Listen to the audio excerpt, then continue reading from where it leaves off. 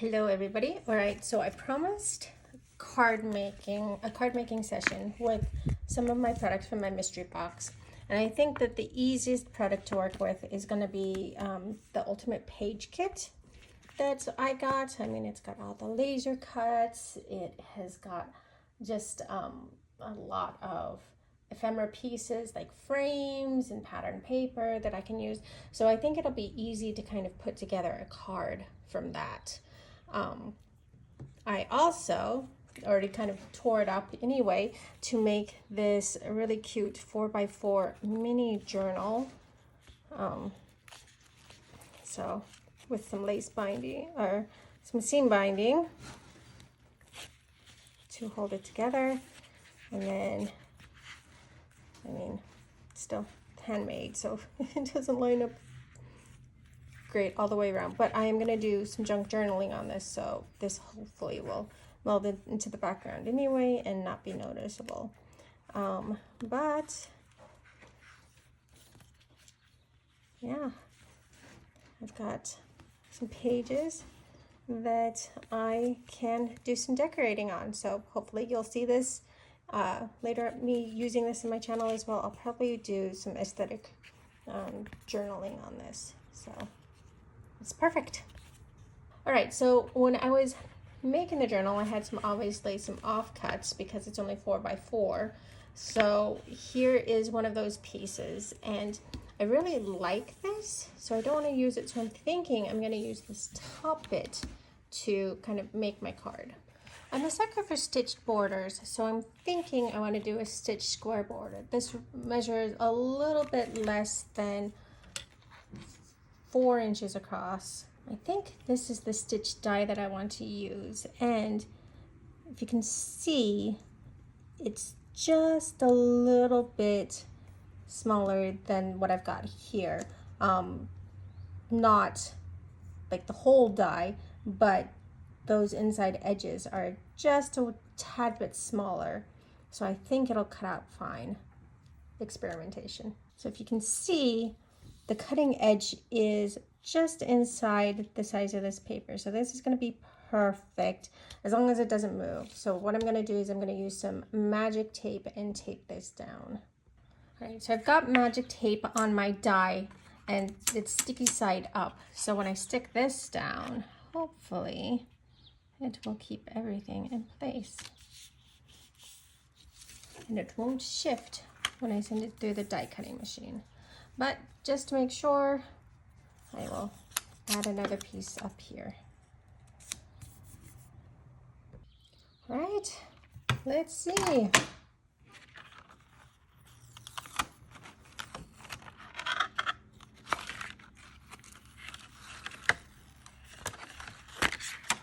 Perfect, success. And you can kind of see very small remnants, so we fit it in perfectly.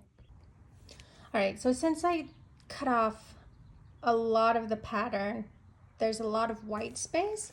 So to kind of fill that in, I've got some older tonic kits, and I'm gonna use this one. I don't even remember what it's called, but it's one of their old Stamp Club kits, and it's just got a lot of great sort of building blocks for kind of the distressed or the art journal kind of look. Comparing my ink swatches, it looks like Stormy Sky is going to be the closest match, and sadly I got rid of my distress oxides, so all I have is the distress inks, so I'll be using those. And because I have such a small space, I use the mini cubes because they're just easier to store. So I will take out Stormy Sky.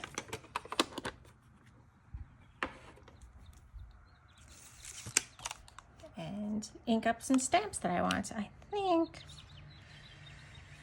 think I want to do this crackle texture and perhaps in a darker color. You know, actually, maybe I want to pull out a lighter blue as well. and do the crackle in the lighter blue. Use Stormy Sky for some script. Words. They're hard. Words are hard. So yes, use Stormy Sky for some script. For the lighter blue, I'm thinking that I want to use Dusty Blue from Hero Arts. I have two because I am addicted to scrap kits. So there we go. And because I don't care too much about placements, I mean, it's really kind of going to be for a grungy look anyway. I'm just going to use a regular acrylic block.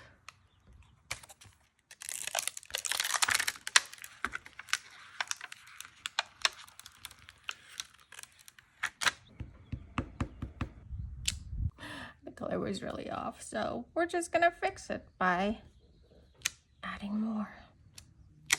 Okay, and now I'm going to switch over to the script and stamp on my distress.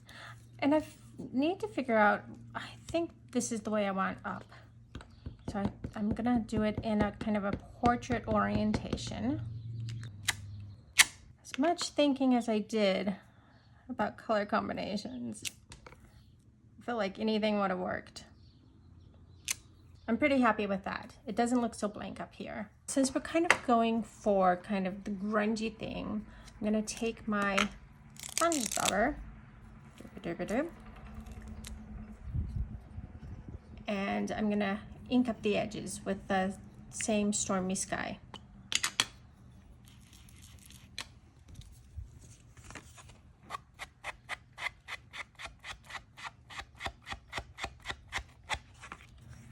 All right, I'm pretty happy with that. So I know I want to build a cluster, and I'm thinking what sort of background do I want to use for the cluster? And I'm thinking that I want to use this. I'm going to pop this out. Take a look.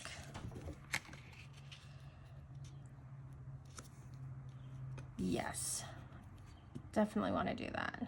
And look, you can barely see the little blue square that I was trying to cover up in the first place, but it's okay. We're all good. Here's another offcut I had from making that journal, and I think I want this pattern to kind of peek out. So I am going to look at it like that.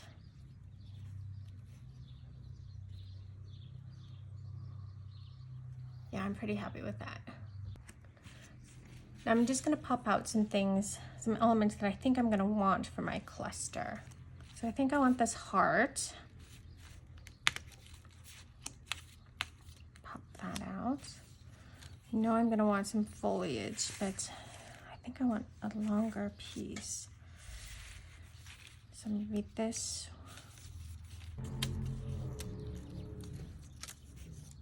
Oh, look how beautiful and delicate that is. Okay, that one. And I'm popping it out from the back for a reason, because if it does tear, it's going to tear the paper on the back like that, rather than the pretty design on the front. Maybe this one. And I think I need a sentiment, so I think I'm going to build it around this. Okay, I kind of arranged it generally where I think I want things to go. Maybe I want the butterfly up there, this broken floral down here. Yeah, I think I like that. And then these bits down here, this is just a mess. So I'm gonna cut these off and then stuff some of these leftovers back up here to kind of fill out that top. And I think I'm pretty happy with that sort of cluster. For my glue, I like to use Collal all-purpose glue. It is kind of a solvent glue though, so it's very stinky, and so I always craft with my window open. As you can hear the birds and all the traffic that goes by. And then I put it, Beacon kind of 3-in-1 is pretty much the same thing, but it's got a finer tip nib for me to use. So I just put my collal in this one, and I use this bottle when I'm crafting. So I'm gonna stick this piece down first.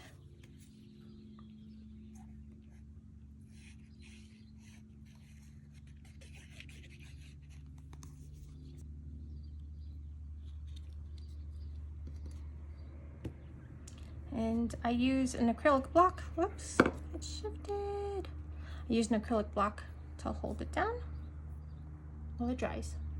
I'll adhere this one down too.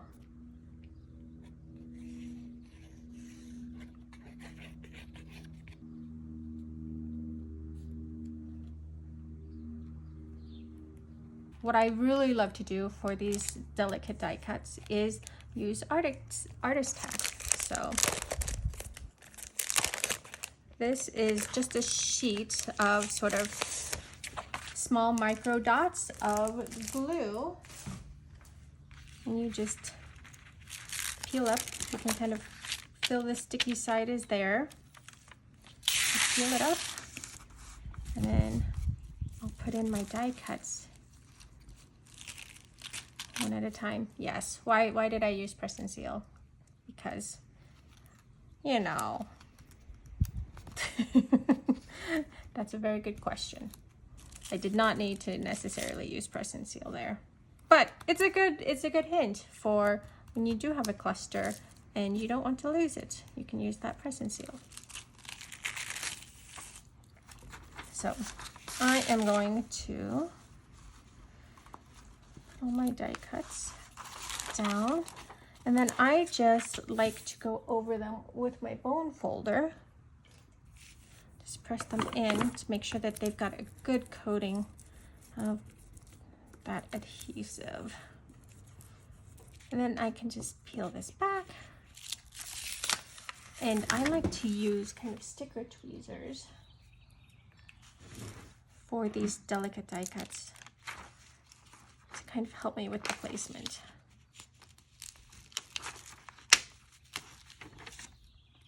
Okay, so that did not go according to plan. Sorry, let's be a little bit more delicate with these. All right, so this one was over here on this side. I feel like it was along that line, and I don't want the ends to be sticking out, so I'm going to take my scissors and do a little bit of trimming here, because I know right around here is where my sentiment is going to be. And I'm going to stick this to the side and save it, because we'll probably maybe use it. I don't like to waste if I can get away with it. All right, so stick that one down. It's fine that this broke off, because I was going to rearrange that and put that somewhere else anyway, so it is fine. All right, I'm going to try to be a little bit more careful. This one.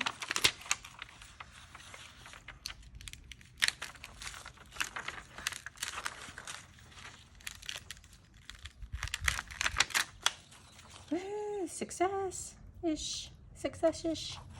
Let's set this aside. And then I know this is what I want sticking out over here on this end. So I'm going to put these down like that. Then this bit was kind of overhanging, so I am gonna,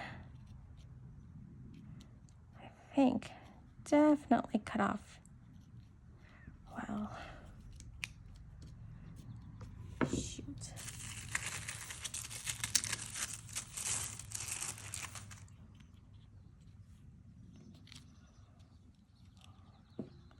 I'm gonna want to leave that down there. I like that sticking out. I'm going to cut here. This. I'm going to cut off around here just to give myself a little bit of play. Put that one there. All right. That did not bend. It's fine. See? All right. I'm going to stick that down. Be happy with that. I don't want to press too hard here because I actually think I want that flower to kind of overhang anyway. So set this aside.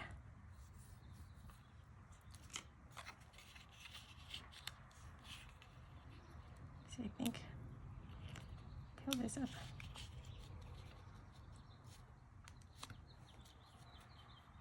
I think I want it to look like that. So I'll just stick that there. I want a little bit more here. Gonna put that under there. And actually, I don't think we need this other, so I'll just hold on. That one will just stay to the side. And I'm going to glue this down. So let me get back here.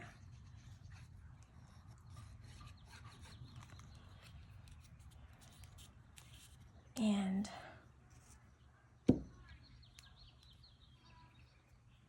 okay, now that I've got those main things, we can glue our next components. But I can see the tabs on this, and I'm not a big fan of the tabs. So I'm going to take my scissors, just cut off those tabs. It doesn't matter with the flowers. I feel like they kind of get lost in there, but you know, these bigger elements, I definitely feel you can see them. So I just like to kind of cut them off.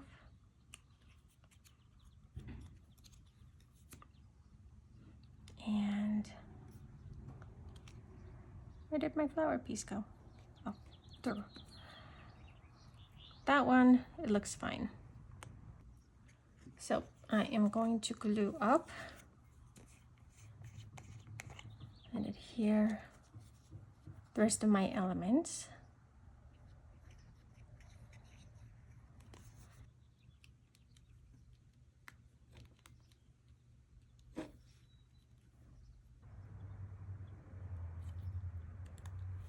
And see, we don't make mistakes. We have happy little accidents. Bob Ross. All right, and then I'm gonna put on my block again and just kind of hold that down while it dries. Now what I'm gonna do is I am going to glue it to a top folding. So top folding is this top folding. 4 1/4 by 5 1/2 inch card. So put down my glue.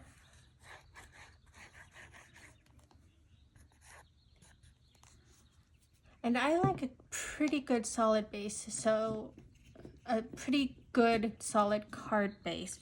So this is, I think it's 100-pound GSM cardstock.